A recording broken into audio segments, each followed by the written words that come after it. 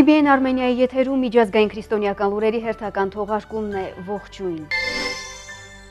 Հռոմի Պապը Մեքսիկա կայցելի հաջորդ տարվա սկզբին։ Եկեղեցիները ստորագրել են պատմական նշանակության համաձայնագիր։ Ջոել Օսթինը քրիստոնյաներին կոչ է արել հարգել այլ կրոնների ներկայացուցիչներին։ Այժմ այս եւ այլ նորությունների մասին առավել հանգամանորեն։ Հռոմի Պապ Ֆրանցիսկոս առաջինը Մեքսիկա է այցելելու հաջորդ տարվա առաջին ամիսներին։ Այս մասին հայտարարել է Սուրբ Գահի պաշտոնական ներկայացուցիչ կարդինալ Ֆեդերիկո Պարոլինը։ Նրա խոսքով այցի կոնկրետ ամսաթիվը կորոշվի առաջիկա 1 ամսվա ընթացքում, սակայն արդեն հաստատվել են այն վայրերը, որտեղ այցելելու է Ֆրանցիսկոս առաջինը, այդ թվում Մեխիկոյի Մարիամ Աստվածածնի նշանավոր տաճարը։ Նշենք, որ Բենեդիկտոս 16-րդ Պապը Մեքսիկա էր այցելել 2012 թվականին, իսկ Հովանես Պողոս II Պապը այդ երկիր էր ուղևորվել 5 անգամ։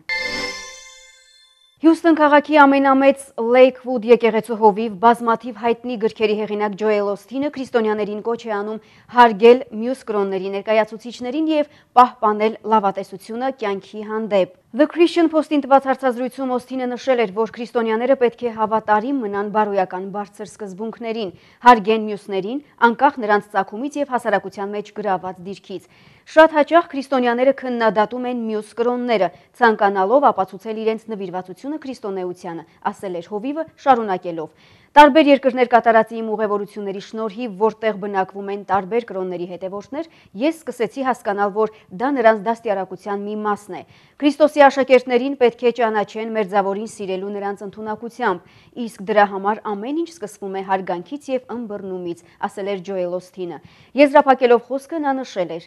մյուս կրոնները հարգելու ընդունակությունը մեզ հավատարիմ է դարձնում քրիստոնեությանը, որովհետև այդ վերաբերմունքը ցույց է տալիս, որ մենք սիրում ենք Աստծուն, սիրում ենք Հիսուսին, մյուս մարդկանց էլ վերաբերվում ենք սիրով եւ հարգանքով, նույնիսկ նրանց, ովքեր համակարծիք չեն մեզ հետ։ Դարեր շարունակ քրիստոնեական եկեղեցում բաժանություններ են եղել աստվածաբանական մի շարք հարցերի շուրջ։ Այդ տարաձայնություններից մեկը բավականին հարթվել է, երբ վերջերս անգլիկան եկեղեցու եւ արևելյան ուղղափառ եկեղեցիների ներկայացուցիչները համաձայնագիր են ստորագրել Հիսուսի բնության վերաբերյալ։ Այս մասին տեղեկացնում է Christian Today-ը։ Աստվածաբանական երկարատև քննարկումներից հետո ստորագրված այդ փաստաթուղթը կազմված է Հիսուսի բնության վերաբերյալ 10 դրույթներից, որոնց շուրջ եկեղեցիները համակարծիք են։ Հանձնաժողովի նախագահ Ալեքսանդրիայի Ղպտի եկեղեցու եպիսկոպոսի խոսքով այդ համաձայնագիրը կարող է դառնալ եկեղեցիների միջև առկա տարաձայնությունների կարգավորման առաջին քայլը։ Բացի Քրիստոսի մասին ուսմունքային հարցերում համաձայնություն ձեռք բերելուց, հոգևորականներին հաջողվել է զգալի առաջընթաց ունենալ Սուրբ Հոգու վերաբերյալ վարդապետական հարցերի քննարկումներում։ Աստվածաբանական քննարկումները շարունակելու նպատակով հանձնաժողովի հաջորդ հանդիպումը կայանալու է հոկտեմբերի վերջին Լիբանանում։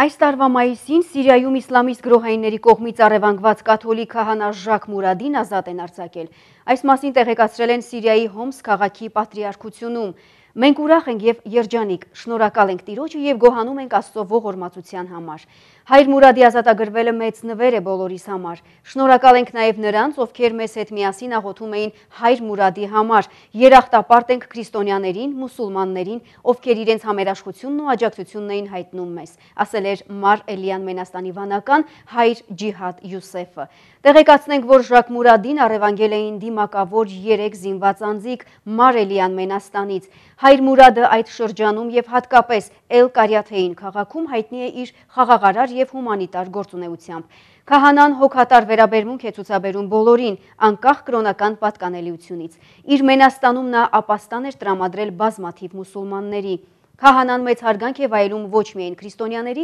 այլ նաև մուսուլմանների շրջանում։ Նրան առևանգել էին Էլ-Կարիաթեին քաղաքը գրաված իսլամական պետություն խմբավորման գրոհայինները, որոնց մեծ մասը օտարերկրյա վարձկաններ են։ Ականատեսների վկայությամբ իսլամիստների ղեկավարներից շատերը աֆղանցիներ եւ պակիստանցիներ են, ովքեր ծանոթ չեն սիրիական ավանդույթներին։ Նրանք բնակիչներին փորձում են պարտադրել արմատական իսլամը եւ ոչ մի հարգանք չունեն Սիրիայի մշակութային ժառանգության հանդեպ։ Եվ այս եթերաժամի վերջին հաղորդագրությունը։ Հոկտեմբերի 16-ին կայանալու է քրիստոնեական նոր ֆիլմի պրեմիերան։ Ֆիլմը կոչվում է Վուդլոն, համարձակվում եմ հավատալ։ Կինոնկարի ռեժիսորը Ջոն Էրվինն է, ֆիլմի հիմքում 1970-ական թվականներին իրական պատմությունն է։ Այս ոգևորող կինոնկարը պատմում է Օրեգոն նահանգի դպրոցներից մեկի Վուդլոն կոչվող ֆուտբոլային ակումբում կատարված դեպքերի մասին։ Դպրոցում, որտեղ տիրում էր ատելության և ռասիզմի մթնոլորտը, հաղթում է սերը և միաբանությունը։ Թիմի անդամները և մարզիչը 1973 թվականին հոգևոր արթնություն են ապրում։ Աստծո հանդեպ հավատքը և միաբանությունը թիմին մեծ հաղթանակներ են բերում։ Բարեկամներ, այս ժամի համար նախատեսել էինք այսքանը։ Հետևեք մեր հետագա թողարկումներին։ Ամենայն բարիք։